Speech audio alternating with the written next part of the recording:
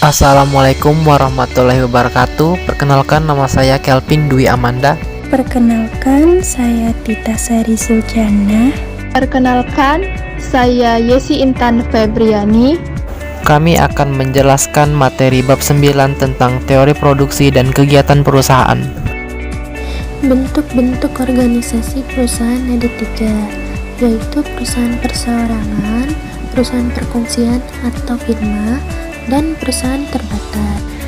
Perusahaan perorangan adalah organisasi perusahaan yang terbanyak jumlahnya dalam setiap perekonomian, tetapi sumbangannya kepada keseluruhan produksi nasional tidaklah terlalu besar, karena kebanyakan dari usaha tersebut dilakukan secara kecil-kecilan, yaitu modalnya tidak begitu besar dan begitu pula dengan hasil produksi dan penjualannya.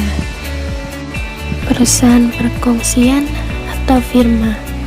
Orang-orang yang tergabung dalam perusahaan ini, beberapa di antaranya memiliki tanggung jawab yang tidak terbatas. Bagi semua orang yang tergabung dalam perusahaan ini, sepakat untuk menanggung secara bersama-sama semua kewajiban yang terjadi. Modal perusahaan dikumpulkan dari anggota-anggota perkongsian. Ada kalanya mereka juga meminjam modal dari lembaga keuangan. Beberapa keuntungan perusahaan ini adalah mudah untuk didirikan, pengambilan keputusan cepat, dan pengelola dapat mengambil uang tunai kapan saja. Sedangkan kelemahannya adalah relatif sukar untuk mendapatkan tambahan modal dari pihak ketiga. Perusahaan terbatas seperti perseroan di negara-negara maju, sebagian besar hasil produksi nasional diciptakan oleh perusahaan seperti ini. Perseroan adalah perusahaan yang dimiliki oleh seorang atau lebih yang menjadi pemilik saham perusahaan tersebut. Keuntungan tipe perusahaan ini adalah adanya tanggung jawab terbatas, skala usaha relatif besar, sehingga biaya modal memungkinkan untuk ditekan serendah mungkin untuk dipercaya oleh pemilik pemodal, baik dalam bentuk lembaga atau perorangan. Bentuk lain organisasi perusahaan ada 2, yaitu perusahaan milik negara dan perusahaan koperasi. Perusahaan milik negara lebih dikenal sebagai BUMN. Pada umumnya, perusahaan negara dikelola seperti perusahaan perseroan terbatas. Perbedaannya terletak pada pemilik perusahaan tersebut, yaitu saham-saham dari perusahaan negara dimiliki oleh pemerintah. Sedangkan perusahaan koperasi adalah perusahaan yang didirikan bukan untuk mencari keuntungan, tetapi untuk melindungi kepentingan para anggotanya. Dalam teori ekonomi, berbagai jenis perusahaan dipandang sebagai unit-unit badan usaha yang mempunyai tujuan yang sama, yaitu mencapai keuntungan yang maksimum. Faktor-faktor produksi seperti telah dijelaskan dapat dibedakan kepada 4 golongan, yaitu tenaga kerja, tanah, modal, dan keahlian keusahawanan. Di dalam memikirkan aspek yang kedua, yaitu menentukan komposisi faktor produksi yang akan meminimumkan biaya produksi, produsen perlu memperhatikan 1. Besarnya pembayaran kepada faktor produksi tambahan yang akan digunakan, dan 2. Besarnya pertambahan hasil penjualan yang diwujudkan oleh faktor produksi yang ditambah tersebut. Analisis kegiatan memproduksi perusahaan dikatakan di dalam jangka pendek apabila sebagian dari faktor produksi dianggap tetap jumlahnya. Sedangkan dalam jangka panjang, semua faktor produksi dapat mengalami perubahan. Ini berarti bahwa dalam jangka panjang, setiap faktor produksi dapat ditambah jumlahnya kalau memang hal tersebut diperlukan. Firma atau perusahaan adalah suatu badan usaha yang menggunakan faktor-faktor produksi untuk menghasilkan barang-barang yang dibutuhkan masyarakat. Sedangkan industri adalah kumpulan firma-firma yang menghasilkan barang yang sama atau sangat bersamaan yang terdapat dalam suatu pasar.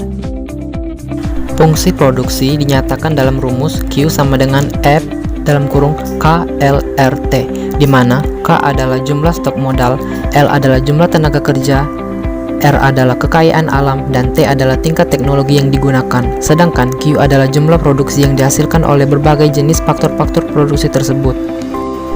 Persamaan tersebut merupakan suatu pernyataan matematik yang pada dasarnya berarti bahwa tingkat produksi suatu barang tergantung kepada jumlah modal, jumlah tenaga kerja, jumlah kekayaan alam, dan tingkat teknologi yang digunakan.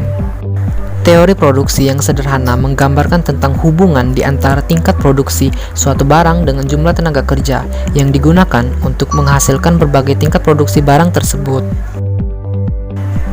Hubungan di antara tingkat produksi dan jumlah tenaga kerja yang digunakan dapat dibedakan menjadi 3 tahap, yaitu tahap pertama, produksi total mengalami pertambahan yang semakin cepat. Tahap kedua, produksi total pertambahannya semakin lambat.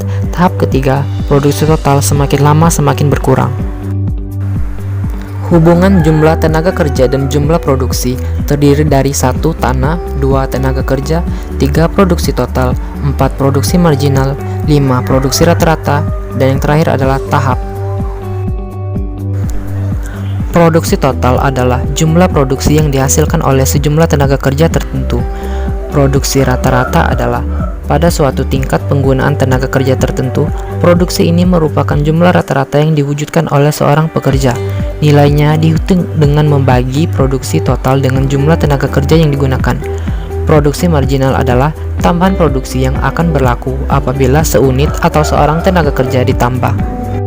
Produksi marginal dapat dihitung dengan cara produksi total dibagi pertambahan tenaga kerja atau L.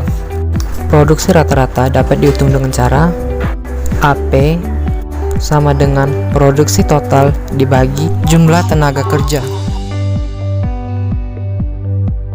Kurva produksi total, produksi rata-rata, dan produksi marginal terdiri dari 3 tahap. Kurva ini dipengaruhi oleh jumlah produksi dan jumlah tenaga kerja. Tingkat produksi akan mengalami perubahan apabila dimisalkan satu faktor produksi, yaitu tenaga kerja, terus-menerus ditambah tetapi faktor-faktor produksi lainnya dianggap tetap jumlahnya, yaitu tidak dapat diubah lagi. Kurva kepuasan sama, yaitu suatu kurva yang menggambarkan gabungan dua faktor produksi yang berbeda yang akan menghasilkan satu tingkat produksi tertentu. Kurva ini dipengaruhi oleh modal dan tenaga kerja. Garis biaya sama, yaitu suatu kurva yang menggambarkan gabungan dua faktor produksi yang digunakan untuk menghasilkan sesuatu barang yang memerlukan biaya yang sama. Garis ini menggambarkan gabungan faktor-faktor produksi yang dapat diperoleh dengan menggunakan sejumlah biaya tertentu. Untuk dapat membuat garis biaya sama, data berikut diperlukan. Yang pertama, harga faktor-faktor produksi yang digunakan. Yang kedua, jumlah uang yang tersedia untuk membeli faktor-faktor produksi. Dengan penggabungan kedua kurva ini, dapat dijelaskan hal-hal berikut. Yang pertama, apabila jumlah pengeluaran untuk membiayai produksi sudah ditentukan, keadaan yang bagaimanakah yang akan memaksimumkan produksi? Yang kedua, apabila jumlah produksi yang ingin dicapai telah ditentukan, keadaan yang bagaimanakah yang meminimumkan biaya?